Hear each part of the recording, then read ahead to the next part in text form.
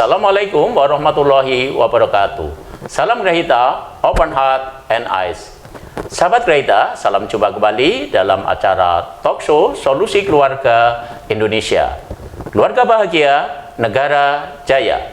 Pada hari ini sangat spesial sekali karena nanti kita akan membahas tentang perkembangan Grahita Indonesia, dan di studio telah hadir founder atau owner dari Grahita Indonesia. Beliau adalah Bapak Eko Budi Purwanto, MM MPSI. Selamat datang Pak Eko. Terima kasih Pak Arjan, salam Grahita. Wah, terima kasih ini Pak Eko di tengah-tengah kesibukan Pak Eko yang sangat padat bisa meluangkan waktu hadir ke studio. Dan di acara hari ini kita mau bahas tentang perkembangan Grahita Indonesia, Pak. Kebetulan banyak sahabat Grahita yang masih belum mengenal Grahita Indonesia. Nah, itu apa itu Grahita Indonesia dan juga apa program-programnya gitu, Pak? Baik Pak Arjan, sahabat-sahabat semua, tentu sebelum teman-teman menyimak video ini jangan lupa subscribe. Baik, Grahita Indonesia sebetulnya berawal dari satu keprihatinan Pak Arjan. Iya. Pada waktu itu, pada tahun 1985, kami mempunyai keprihatinan yang besar mengenai bagaimana cara kita untuk bisa menerjemahkan pemikiran-pemikiran dari anak-anak. Iya. Berawal dari situ, pada waktu itu belum ada tools yang benar-benar bisa memberikan fasilitas kepada kita untuk mengukur anak-anak, ya. Pada waktu yang ada banyak tes prestasi. Kemudian kami berangkat dengan keprihatinan yang sama. Kemudian kami membuat penelitian selama 2,5 tahun. Ya. Dari tahun 1985, kemudian berhenti karena biaya pada waktu itu. Kita lanjutkan pada tahun 10 tahun kemudian. Jadi pada tahun 1994 kita mulai meneliti lagi, tentu saja dengan biaya yang seadanya. Nah, setelah itu kami menemukan satu konsep pemikiran baru bahwa hanya dengan menggunakan metode proyektif sajalah kita bisa membaca benar-benar termasuk konflik-konflik yang terjadi pada anak-anak. Pak Arjan tentu sudah sangat mengerti bahwa anak-anak itu walaupun dia mungkin kelihatannya hanya gembira saja, tetapi juga dia memiliki banyak konflik, termasuk konflik bagaimana dia harus mengikuti norma-norma yang diatur oleh orang tuanya. Kemudian pada waktu itu kami berpikir apakah konflik-konflik ini tidak menyebabkan sesuatu. Bagaimana dengan orang-orang yang sudah menjadi dewasa? Mereka kan dulu juga dari anak-anak. Nah, mulai dari keprihatinan itu, kemudian kami membentuk pada mulanya sebuah yayasan, namanya Yayasan Grahita Indonesia, yang kemudian setelah berkembang pada tahun 2007, tepatnya sampai tahun 2009 itu proses di mana metode Grahita Indonesia dengan metode PMBO-nya mendapatkan hak kekayaan intelektual pada waktu itu. Nah, mulai saat itu kemudian kita membangun sebuah organisasi yang lebih profesional dengan membentuk sebuah PT yang kemudian sampai saat ini kami melayani kurang lebih 50 sentra pelayanan di seluruh Indonesia. 50 sentra pelayanan. 50 sentra pelayanan di Indonesia. Sudah hampir di seluruh pulau-pulau di Indonesia atau baru sebatas di Pulau Jawa, Pak? Ya, sebetulnya overall mungkin lebih dikatakan di seluruh Indonesia, karena pada prinsipnya ada beberapa pulau seperti Irian Jaya, Papua ya, itu kita memang belum ada kantor pelayanan, tetapi dilayani langsung dari ND misalnya. Kemudian juga ada wilayah NTB yang kita belum memiliki sentra pelayanan di NTB, tapi kita layani dari Bali. Jadi pada prinsipnya pelayanan kita sudah menjangkau seluruh wilayah di Indonesia, hanya memang ada beberapa pulau yang karena alasan teknis kita belum bisa membentuk satu base camp di sana, seperti misalnya Papua, kemudian Aceh sudah? Aceh. Ya, kita belum, tapi Aceh ini selama ini dilayani dari Sidempuan. Oh, Ya, dari jadi kita Medan layani ya? dari Sidempuan itu sebetulnya sebelah timur dari Medan. Nah, seperti itu saya kira Pak Arjan. Ya, baik. Kemudian kalau dari sisi legalitas hukum, secara resmi berdirinya itu tahun-tahun berapa Pak Gereita Indonesia ini? Baik, ya, de facto karena kita sudah mulai mengadakan penelitian sejak tahun 1985, ya de facto itu tahun 85 itu sudah mulai. Tetapi di jure-nya kita baru 10 tahun kemudian, yaitu pada tahun 1995. Bahwa kita berbentuk yayasan yang kemudian berkembang sampai sekarang. Ya pada prinsipnya sebagai sebuah organisasi kita mempunyai, Gereita Indonesia itu mempunyai misi terutama untuk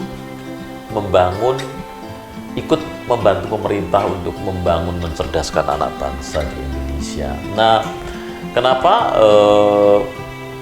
pelayanan ini menjadi sangat penting? Karena basic pelayanan yang paling utama itu justru pada generasi-generasi sejak muda belia ya. Nah, bila Pak Arjan mungkin sudah sangat mengerti apa yang terjadi pada kehidupan orang-orang dewasa, itu sebagian besar ditentukan oleh apa yang terjadi pada masa-masa kanak-kanak. Jadi ketika kita memang membantu pada masa-masa itu, kami mempunyai konsep pemikiran bahwa walaupun mungkin sedikit ya, belum seperti yang diharapkan, tetapi minimal bisa memberi ya tumpuan seperti itu sih kira-kira Pak Arjan. Jadi secara umum Gereita ini memberikan pelayanan dari jenjang prasekolah gitu Pak?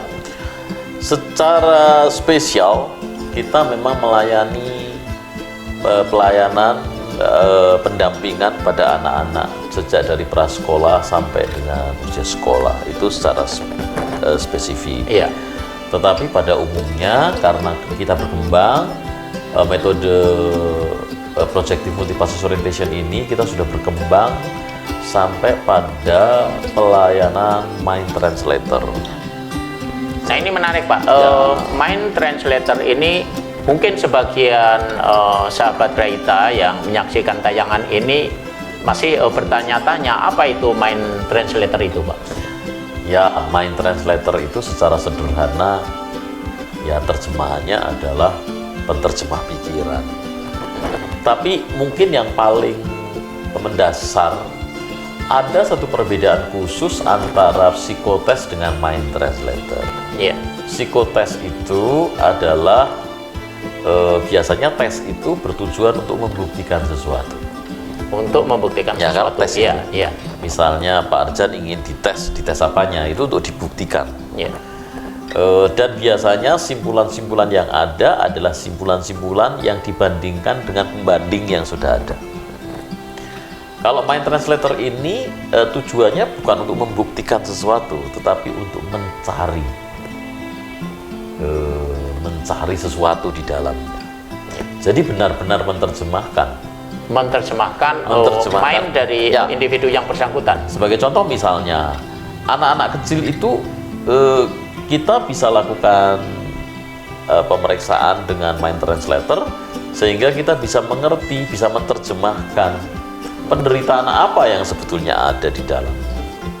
Jadi kita betul-betul langsung dengan pemikiran langsung ya. Jadi pemikiran mind itu kemudian kita terjemahkan.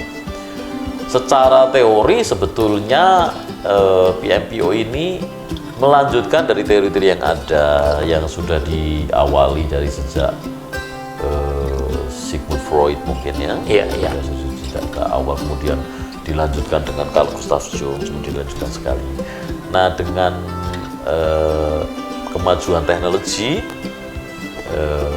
Graita Indonesia dengan PMPO-nya sudah kemudian melibatkan metode yang melibatkan kecerdasan artifisial. Apa kelebihan dari kecerdasan artifisial? Karena kecerdasan artifisial ini sangat objektif. Jadi hal-hal yang bersifat normatif itu tidak akan terjadi.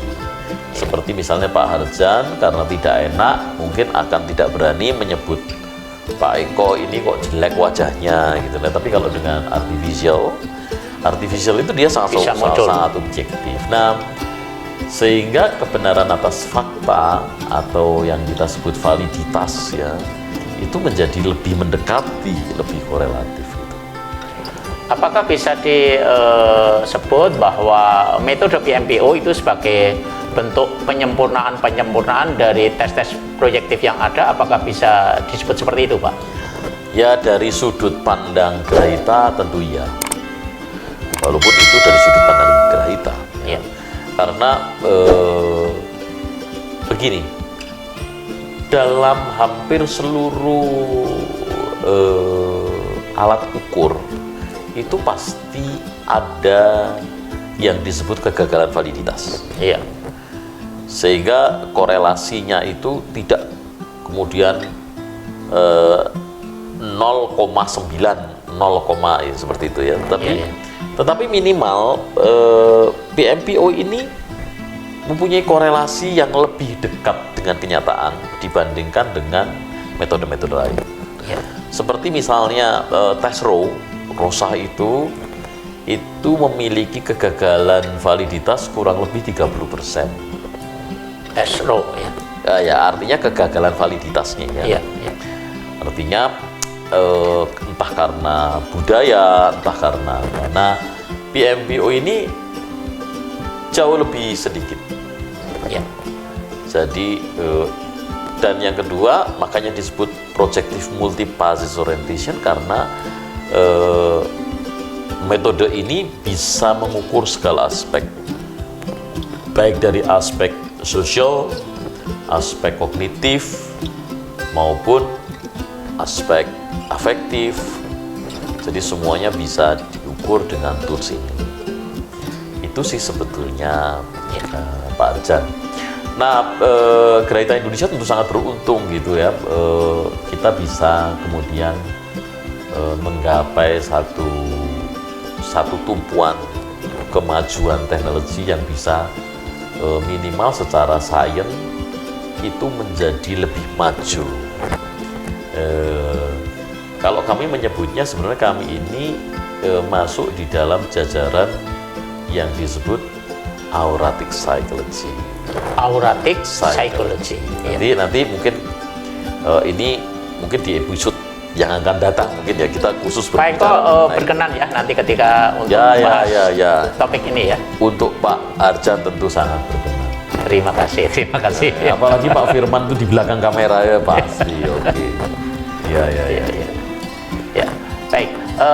Menariknya Pak, ini apakah ada peluang bagi adik-adik yang masih di perguruan tinggi, terutama jurusan psikologi atau fakultas psikologi, untuk tertarik mendalamin materi-materi PMPO itu, apakah ada kemungkinan untuk bisa mendalamin materi ini, Pak? Baik, sebagai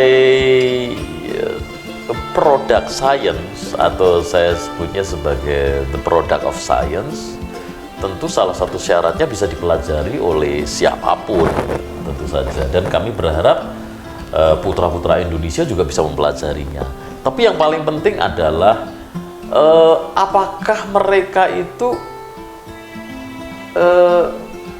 bisa menggunakan metode ini? Seberapa pentingkah mereka menggunakan metode ini. Itu kan sebetulnya yang paling penting. Manusia itu punya keinginan yang begitu banyak, Pak Arjan. Saking banyaknya sampai nggak ngerti. Kalau ditanya Pak Arjan tuh keinginannya apa, bingung mungkin. Ya. Dari mulai banyak sekali, sehingga Pak Arjan sendiri tidak bisa menyaring apa keinginannya. Kemudian apa yang menjadi dampak atas penderitaan yang kita alami. Kita tuh banyak sekali penderitaan yang kita kadang-kadang kita tahan aja gitu. Hari ini nggak punya duit, besok nggak punya duit.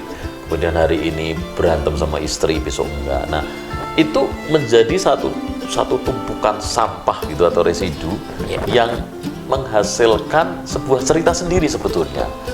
Nah, hanya untuk mendapatkan cerita itu membutuhkan tools. Nah, PMPO itulah toolsnya. Itu lebih efektif dengan metode itu? Ya, jadi sebenarnya tujuannya untuk mengetahui.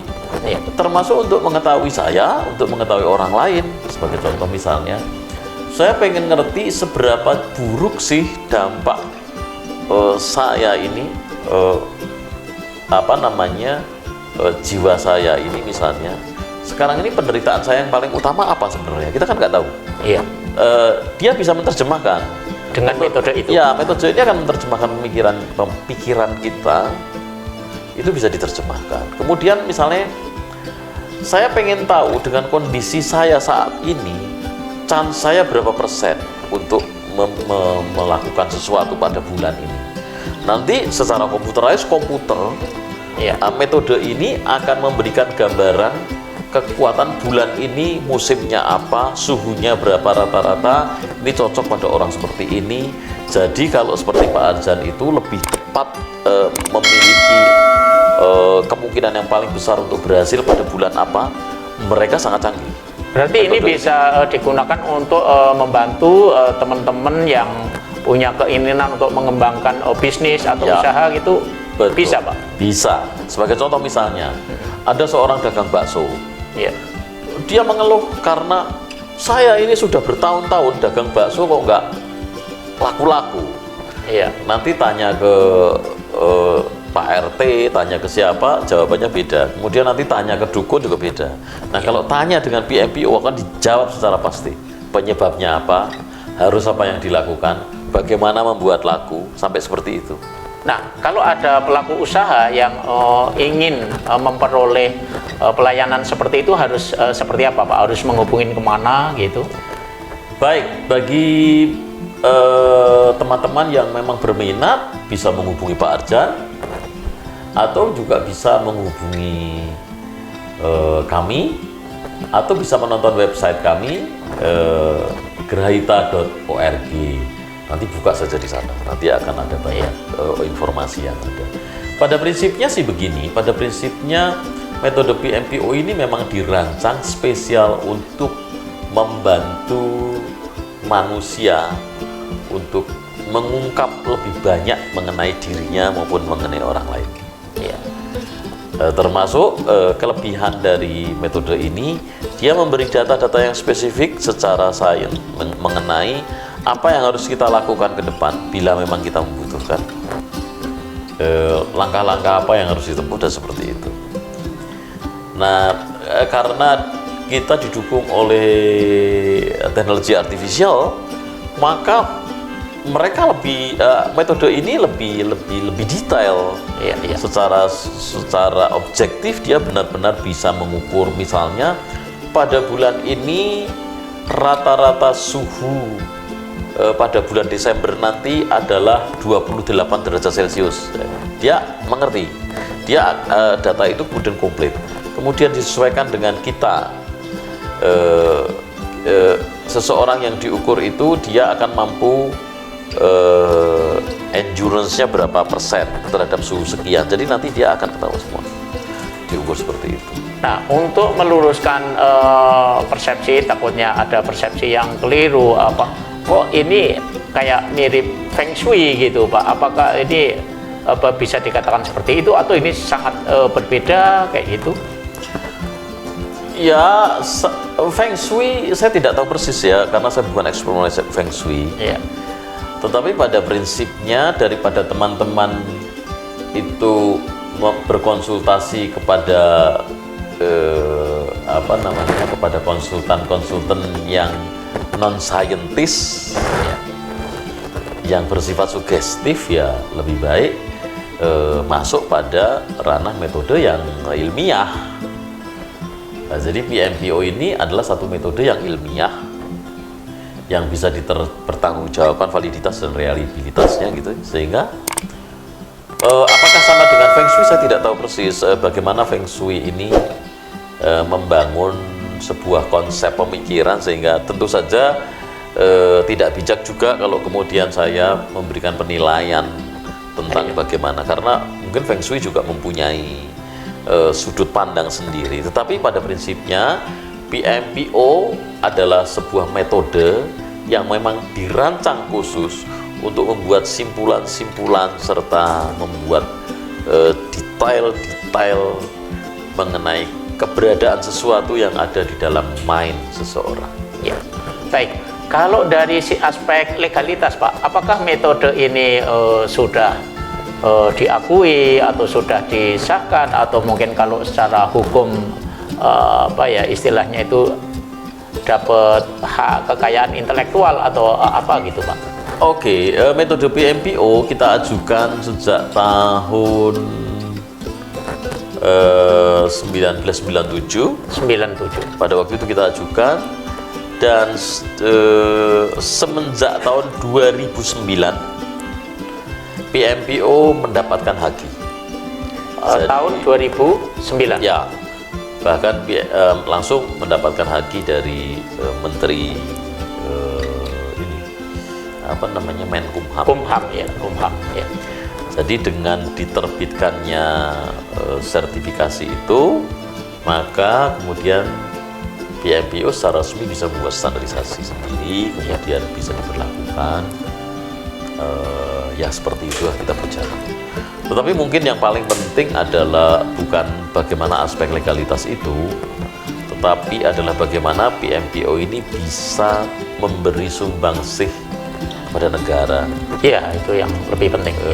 Selama ini Geraita Indonesia setiap hari rata-rata melayani 300 sampai 1000 sampai 1000 anak dan per hari.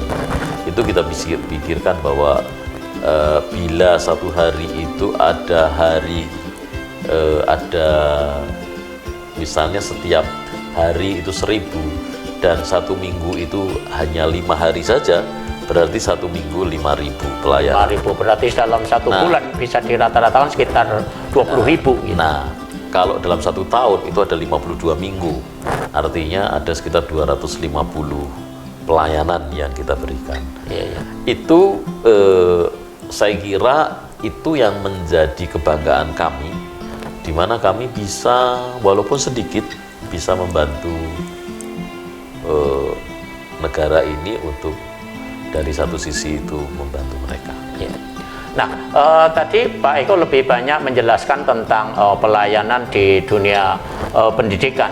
Tapi apakah Grahita ini juga bisa memberikan pelayanan terutama teman-teman pelaku usaha untuk melakukan apa istilahnya rekrutmen karyawan, untuk menilai karyawan apakah karyawan ini loyalitas kerjanya bagus apa tidak, kemudian kejujurannya bagus apa tidak, kepribadiannya bagus apa tidak, apakah juga ke sana gitu Pak selain di dunia pendidikan? Ya, tadi sudah sampaikan walaupun secara spesifik kita memberikan pelayanan pada siswa-siswa, tetapi pada umumnya kami juga membantu mereka yang memang membutuhkan berbagai informasi berkaitan dengan dunia kerja ya. Iya. Seperti misalnya sekarang ini dunia kerja lebih banyak menilik pada cognitive flexibility atau fleksibilitas kognitif, dan itu kita juga bisa mengkajinya. Kemudian juga bagaimana misalnya bagaimana sebuah usaha bisa menjadi berkembang. Itu kan kemungkinannya dia datang pada konsultan ekonomi Ya, konsultan untuk ekonomi. bagaimana secara ekonomi bisa dikembangkan. Kemudian kalau dia berhubungan dengan produksi dan penjualan, dia akan ke konsultan Marketing. Nah, bila dia menyangkut masalah-masalah yang berkaitan dengan keseluruhan hal yang sampai dia nggak mampu, nggak tahu lagi, Ya. itu ke BMBM. Ke metode ini, ke Grahita ini. Ya, jadi misalnya, nah recovery yang kita berikan adalah recovery biasanya dalam bentuk conditioning ya. Nah itu besok kita akan bicara lagi mengenai bagaimana conditioning recovery yang kita lakukan di dalam pelayanan spesial untuk ini. Ya. Nah itu nanti ada mungkin termin yang lain bila kita ketemu Iya. gitu. Baik. Seperti itu saya kira Pak Arjan. Ya. Baik, terima kasih sekali Pak Eko. Ini penjelasannya sangat menarik sekali sehingga banyak sahabat Grahita yang tadinya belum paham apa itu Grahita Indonesia menjadi lebih ngerti, kemudian juga program layanannya apa saja, kemudian juga metode yang digunakan. Mungkin masih ada yang bertanya. Nah, hari ini kita mendapatkan penjelasan dari Pak Eko. Nah, ini menjadi menarik sekali, sangat memahamkan bagi sahabat-sahabat Grahita yang menyaksikan tayangan ini. Namun sebelum kita akhiri sesi ini, mungkin dari Pak Eko ada pesan-pesan untuk sahabat-sahabat Grahita yang menyaksikan tayangan ini. Ya karena ini konten YouTube ya, ini kemudian kerjasama antara apa Pak Arjan namanya channelnya apa? Harjan Grahita Indonesia. Harjan Grahita Indonesia, jangan lupa subscribe. Juga nanti jangan lupa mengunjungi Bayang TV dan Julianus Eko Production. Saya kira itu sih. Iya. Teman-teman, saya senang sekali pada hari ini bisa diajak Pak Arjan untuk berdiskusi mengenai hal-hal yang mungkin bisa membantu bagi teman-teman sekalian. Ya. Baik, sahabat Grahita, tadi pesan dari Pak Eko, boleh kunjungin Bayang TV untuk mendapatkan knowledge yang lebih banyak lagi. Kemudian juga ada materi-materi yang dibahas berkaitan dengan aspek psikologi, itu di Julianus Eko Production. Dan untuk episode hari ini kita cukupkan sekian dulu. Sampai ketemu pada episode berikutnya. Terima kasih. Wassalamualaikum warahmatullahi wabarakatuh.